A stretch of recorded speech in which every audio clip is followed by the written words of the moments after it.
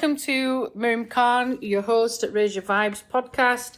Today, I am really blessed to have another remarkable lady with me who I actually did meet at our book launch in Dubai. I was bedazzled, shall we say, by her remarkable outfit. Marwa, please say hello. She's blushing now, folks. Say hello, Marwa. Introduce yourself a little bit, please. Hi, everyone. My name is Marwa Abdelsalam. I'm originally from Sudan, but I moved recently to the UAE, although I was born and raised here, but we went back to my country. Throughout the last 10, 15 years, a lot has happened. I feel like I wouldn't know myself if I saw myself 15 years, like my 15-year-old me saw me now. So it's a lot of good change, a lot of challenging times in between. But since then, I've studied architecture. Since coming back, I've studied architecture. I left architecture and I worked in marketing. I got married 3 years ago. I moved to the country out of the country last year. So a lot of big milestones. Yeah, but alhamdulillah, it's been always a good change with its challenges that I was able just to tackle with the support of my people, my family. This is great. This is great that you've got that back in. And one of the reasons that you stick out to me, out of all the other ladies that I met, all of us are remarkable in many, many ways. But ladies and gentlemen, I have to put this picture into perspective. At the event, we were at this beautiful book launch at a really exclusive, beautiful jewelry place. And out the corner of my eye is this lady wearing this gorgeous outfit, this beautiful, like turquoise blue, peacock blue. And I was looking at her thinking, ooh, this woman has dressed to exceptional, but also the way she carries herself, the way she's holding herself. She's got this Audrey Hepburn vibe about her. And I had to go and say hello to you, and I did, didn't I? Do you remember? Yeah, I do. Yeah, and I was like, ooh, and you were telling me, this is my traditional wear, this is from my country. Do you remember that?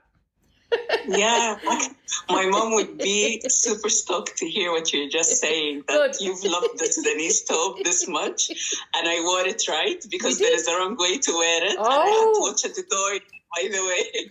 I had to watch a tutorial to make sure, like, if my mom sees the picture, she can't tell me I wore it wrong. Yeah, you can't let mum down with your outfit, can you? When it comes to book launches, we have to look our best. Give us a little bit of background. I mean, you've said you're doing all these amazing things with your life. Architecture, I mean, it's amazing that you're doing that, because at first, I don't know many females that have gone into that, especially from the ethnic minority background that you're from.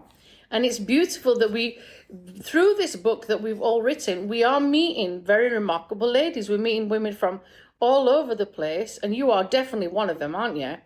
You know, how did you get into architecture? So architecture is my university field. I haven't worked in it in any way. So I studied architecture because I love interior design. Awesome. So it's not a decision I'll ever regret, because it was my decision. I made that move.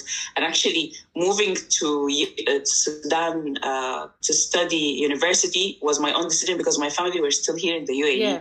But we have kind of this the situation where if you come from a different country, you studied in a different country, 10 marks of your total gets subtracted when you get to uni. So if you get 100, you get 90 in Sudan, and you have to pay more, even if you can get to they call it general admission. So I told my dad, no, I can get the score. I moved to Sudan, stayed with my sister for a year to finish high school, and I studied architecture. Wow.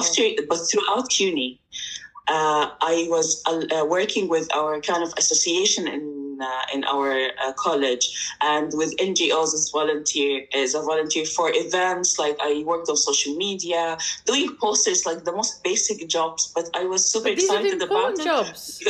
Yeah. Sorry? These are important jobs, though, Marwa. Yeah. At that time, for me, it was like, oh, I'm going to do the poster. and I didn't think about them that big. Yeah. But when I see where I'm today, like loving marketing and working in marketing, switching the field, I get where it started. That wasn't a simple poster design. No. That was a communication tool. Correct. But at that time, I didn't think that way. It was like something fun I do in my free time, because it's too exhausting to work on submissions all the time and feel tired. So I needed something different. So this is what I've gotten after like graduating. I wanted to go into project management in architecture. So I said, okay, let me go into management. But after that, I saw myself in marketing. I started with events because I have the knowledge about building structures and so on. So I would design event setups and oversee the construction phase. From there, I went to branding. And from branding, and actually 1 month before COVID, I was supposed to be graduating from the program I'm in the company, and that comes with a promotion. So I asked my manager, instead of promoting me in the branding area, to move me to the digital section. And she's like, hell no, we're not doing this now. We can do it, but in 3 months, because you need to keep your events that you have in the pipeline. They needed I told you. her it's fine. They needed you. Later, COVID hit, all my events got cancelled, and all the look I had then moved to the digital area. I could never thought of a timing that worked better for me. I'm not happy about the situation that the whole world had to go through, but it was 1 month that decision that made a huge difference in my career now. Yeah, and these things we don't realize at the time. They're like a hindsight, aren't they? They push us and strive us forward with what's happening. And they change us in many, many different ways, don't they? You know, you've moved forward with that. And obviously you've written a chapter in this book. How did that happen for you? How did you get involved with She's Remarkable? Okay, so one of the things I've learned because of my change of field, that something that you don't get when you switch to something different is the community that comes with it. For example, right now, although I didn't work a day in architecture, like I worked 3 internship months, but not something professional after that. If you ask me any question about architecture or finding an architect in Sudan, in 5 minutes, I'll get you a name, because I have a community of colleagues, of friends who I met in uni. Yeah. When I went into marketing, I didn't have that. I had to build my network. I had to meet people, to introduce myself. So I've already learned that at this stage. When I moved to UAE, I felt the same way. Like I'm building myself from scratch. It's a new country. I don't know anyone. When I saw, I think I was following Sana Azam at that time. Yeah. When I saw that opportunity, I said, okay, let me apply. I'll meet amazing people throughout this experience. That's a start. And actually that happened, like throughout the process. I met the team of the MENA speakers, and in the event I've met many amazing women, and I spoke to, and we're connecting with each other every day in different ways, which is really nice. And this is how you get to build yourself, because it's not just about doing the work, but meeting people, learning from them, getting inspired by them. It helps you a lot, getting motivated, especially if you're new to a country or new to a specific field. Yeah, and it's the right type of people as well that I found as well. Yes. I don't know about you. As I've got older, I'm very careful about who I click with, who I don't click with. There's some people I'll be polite with, but they're not in my inner circle, if you get what I mean. My podcast is called Raise Your Vibes. It's called Raise Your Vibes for a reason. And I don't want personally to have negative people around me. Energy affects me big time. You know what I mean? So it's important. With you a lot in this. Yeah, because I'm very selective about my friendships. For me, I give you the benefit of the doubt, and if you lose my trust, it takes a very long time to gain it back. Yeah. So when I give it to you, that's a huge thing. That means that you went through all my checkpoints. It's like an airport to my heart. I passed. I passed big time. So it's really important, because I feel like people don't see the importance of these kind of one-on-one relationships with people anymore. It becomes all about work or about like kind of the superficial friendship. Let's go out and we need something deeper. Like, I don't care about having a picture with you. I care about having a 1 hour conversation with you at 1 a.m. because we were both sleepless that night and you need someone to talk to. Yeah, that means something. I mean, at the event, I remember you were asking me a couple of questions and vice versa, and we were asking each other, what is your chapter about? What is your, obviously, because when you're writing the book, you're in your own zone, you're in your own place, you're editing your own book and chapter, and you're trying to get it right. We've got various deadlines to stick to and so on. So you don't really look at other people's chapters till later on, because your head is still in your zone, in your particular book, so that you're not looking at someone else's. And I remember when we met that evening, you know, and you were talking to me, and you said to me, what is your chapter about? And I said to you, mine is about divorce. And your face just dropped.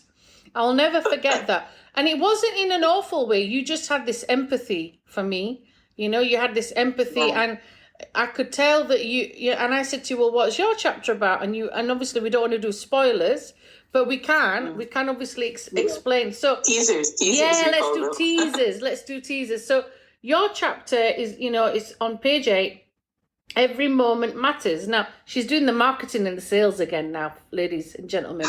So instead of saying spoilers, she's saying teasers. So what would you like to divulge about Every Moment Matters? Every moment matters is kind of my way of saying you don't need to wait for a big life-changing event to think that something big happened in your life. Yeah. We have huge milestones or shifts in our lives that make a huge difference. But sometimes a difference is deciding to wake up, although you're so tired, to do something, or someone doing a small gesture of kindness to you that takes them from being a colleague to being a friend. It's when we start looking at our life in that way, we have a lot of major moments that we don't really think about till afterwards. In my chapter, I talk about the decisions I've made as a young lady, considering how protective our society is. Like, thank God for my family, yes, it's conservative, but they come from a protective side rather than you're not allowed to do this and that with no rationale at all. So it was always an open conversation, and there was an understanding. I was fussed about certain stuff, but at the same time, now that I'm an adult, I understand where they came from, and that they tried to do their best at that time. I talked about my marriage. I talked about kind of looking at stuff differently once you are on the other side. And it's not that something happened. Literally, nothing happens. Just me observing my life from kind of the outside. When you look at life this way, you would see a lot of moments that you've missed because you didn't think they're big enough to matter, but they did. Maybe they were missed. Yeah, it's a reflection. It's a mirroring.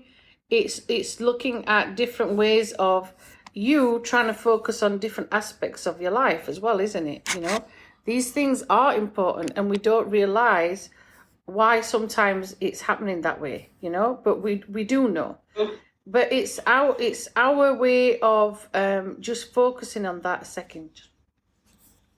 So obviously your particular chapter, you know, is inspirational, and it's motivation, you know, it's got that motivation element to it as well.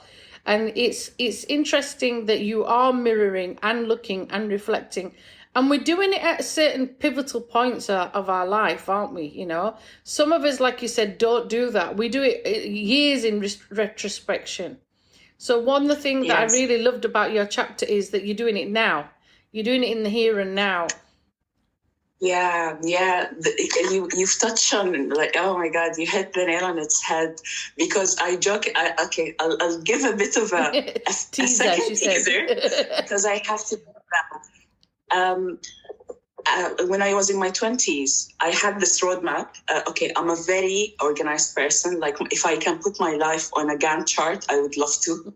I would be super happy to have that Excel sheet of every day of my life till I die. I would be super stoked. But since my 20s, what I had in mind for myself didn't happen the same way, but I'm not that upset about it. Like, yes, I was like, some stuff, I was at a certain point feeling really kind of confused. Okay, why stuff aren't happening a certain way? But you have no control over life, because actually sometimes doors open that you don't know. And I joked about the fact that because last year I turned 30. So I was like, I missed my 30 under 30 moment with Forbes. No. Because they have that, but why does that matter? Why do we need to stick to a certain timeline? Why accomplishing something as 70 isn't it as important or as magnificent as it happening in your 20s? So for me, it was like, why should the book come when I'm like in my 50s? I've done everything that I felt like I wanted to do in my life. Is my life ending at 50? No that I need way. to put the book out? No way. This is a lot of this is our society, isn't it? And it's the stigma and the control and the limits we've put on ourselves. Was this the first time you'd actually got published as well? Okay, so maybe I've missed to say that earlier, but one of the other reasons why I wanted to write that is that I put always my content online in a video format. I love to speak. I love to engage with people. So I feel body language is a huge part of communication. So writing my thoughts fully in words was something new to me. So I wanted to get it to be like a different creative outlet for me. Yeah. And it was a very nice experience because it was different. I had to think about the sequence and how I want to take you through this journey with me, because this is how I kind of tried to write my chapter as a journey through memory lane. And it was pretty fun. And speaking about that, your chapter is everything. I was literally flipping the page and I then got to your bio. I was like, where is the second chapter of this book? where is part 2? It was the last page. I was like dying. Oh my God, it felt like a novel. It didn't feel like it felt like you're writing about this lady. It's my life. It's not you. It was my life. Oh my God. You know what? You're not the only one to have said that to me at all. A very close friend of mine said to me, Miriam, where's the rest of the book? Where's the rest of it? Because they were like, please, and when's the movie out? That's what someone else said to me at the book launch. They were like, I cannot believe. Okay, I love your friends. Yeah. We need the movie. You see, let's put it out there. Let's manifest. I'm into things like this. It can happen. Yes. It can happen. And I'm really touched and honored that you read that and you felt that way. Because obviously, like I said, I remember telling you, and you know, people's reaction can be quite different, can't it? Their reaction is like, oh, and obviously you went away. That was the first thing you probably did when you went home.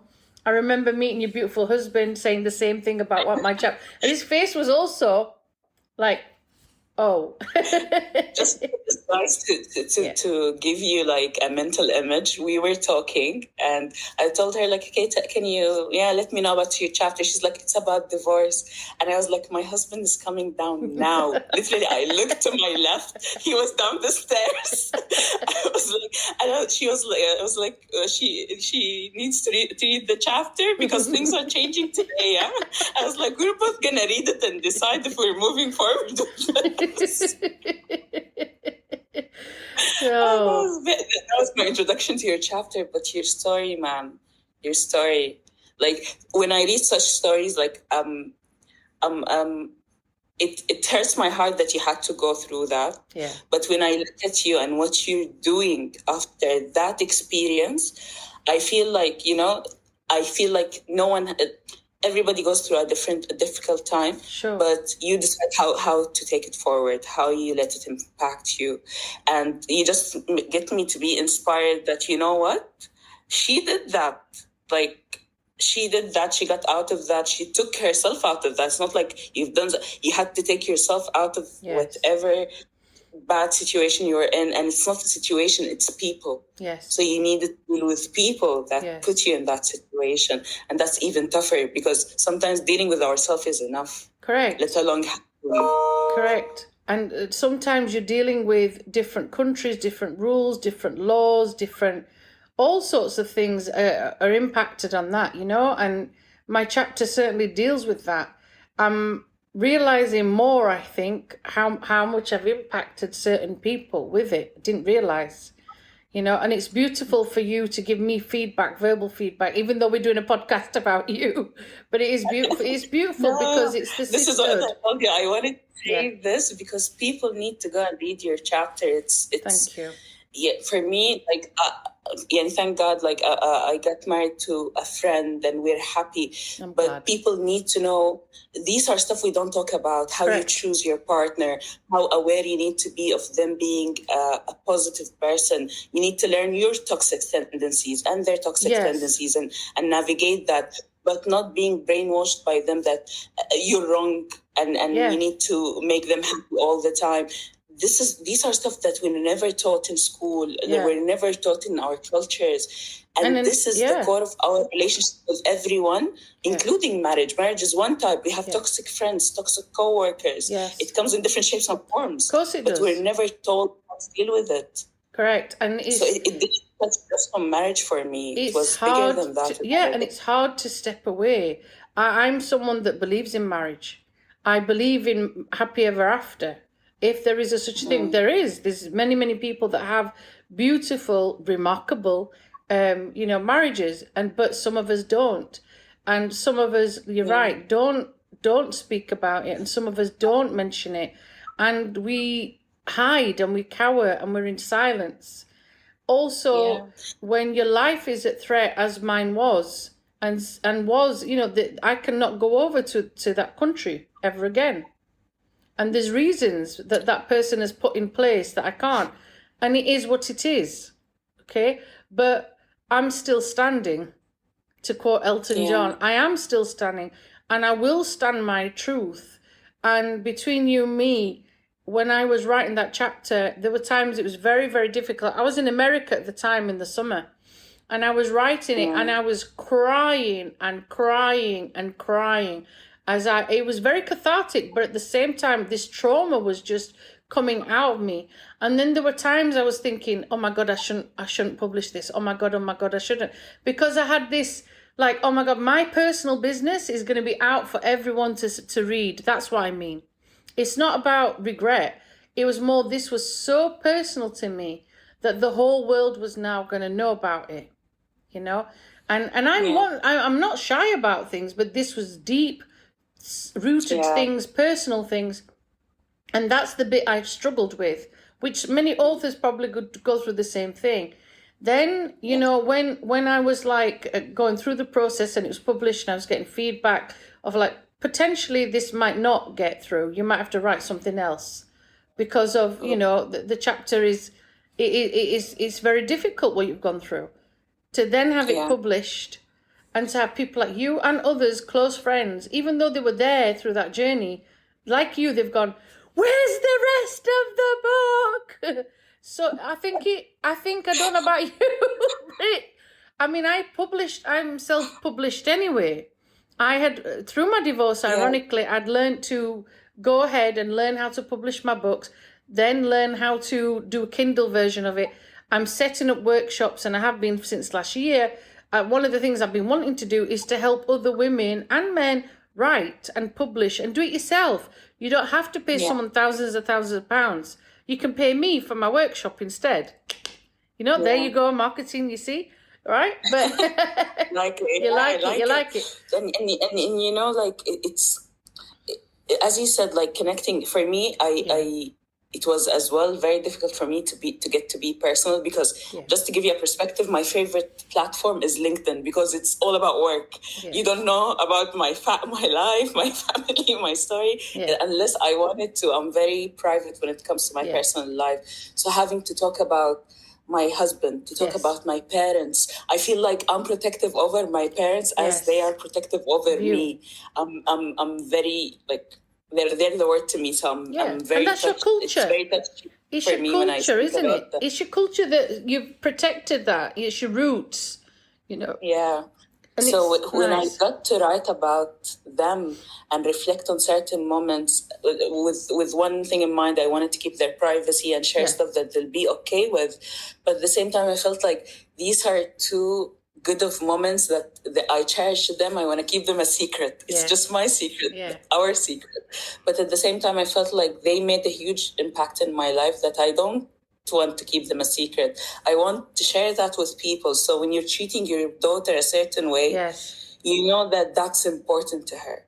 When she hears something from you, you know that's going to impact her, not just for that 1 minute. It might get back to her when she's in her 30s and she says, oh my God, my mother said that to me when I was 6 years old, 10 years old. You remember it. There are ripple effects of these things happening. And what I like about you and what I like about this book is that there were all different ethnic minorities in this particular book. We're all coming from different communities, different cultures, different backgrounds, but we've got the same remarkable message all the way through. And that's what I think is really beautiful.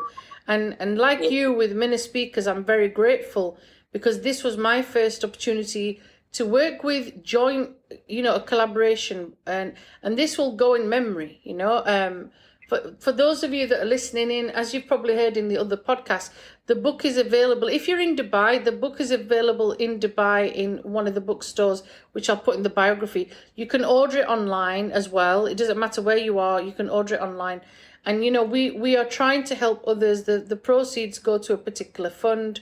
So it's a beautiful message of helping others as well. Marwa, just as we come to a close on the podcast, is there any last message, or if anybody wants to contact you? Obviously, you've just said LinkedIn is the way forward, but is there anything that you've got in the pipeline that people might be interested in connecting with you about? Are you doing anything at the moment? Yes. So a part of what I do is talk about marketing and digital marketing for non-marketeers, because this is where I came from. Awesome. I have a blog on Facebook and Instagram and TikTok as well. I post about it on LinkedIn. It's called Marwa Salam blog. So you can follow me there. And I share a lot of insights about how can you get to know more about your business from a marketing perspective, especially if you don't have the background on that. I'm trying to support small businesses, the one-man shows and startups, because I feel one woman shows. Let's be. Come on, there was International Women's Day yesterday. One /man shows. Yes. So the whole idea is, this is now a day-to-day skill that we all need to have a professional brand for ourselves or our businesses. Yes. So I'm giving you what I've learned, because I was self-taught. I got into this field with no knowledge at all, and I had to teach myself. So maybe I'll put you in the right way, and as well give you kind of the beginning of the thread that you have to follow and then get to your goal. So follow me there, reach out and ask me any questions that you have, because I want to create content that at the end of the day people will find useful. Awesome. Absolutely brilliant. Obviously, those details will be in the biography of the of the podcast. So if you're wanting to connect with her, please do so. I'm sure she's more than happy to have more customers and more clients, people. And obviously, this podcast is international, Marwa. So you never know who's listening in. I have people from America, Canada, from Mexico. When I look at my statistics, I have people from all over the world tuning in. So it's a beautiful way. Yeah, it's not just in the Middle East. It's a beautiful way of connecting with the world. It has been an absolute pleasure having you on here. It felt like a 2-minute conversation. It wasn't. It's a lot more than that. And it's been a beautiful blessing to have met you. And I'm sure it won't be the last time, Marwa, at all. It won't be. I'm hoping you're back here soon. Yes. And we need to meet out of all of this. We need to meet and have a good eat. I'm a foodie, so I'll be planning. I'll find you a good place where we enjoy a good meal and a good chat. Good. That's brilliant. I look forward to that. Marwa, thank you so much for joining us on Raise Your Vibes. This has been Miriam Khan and Marwa Abdelsalam. Thank you very much for tuning in to Raise Your Vibes.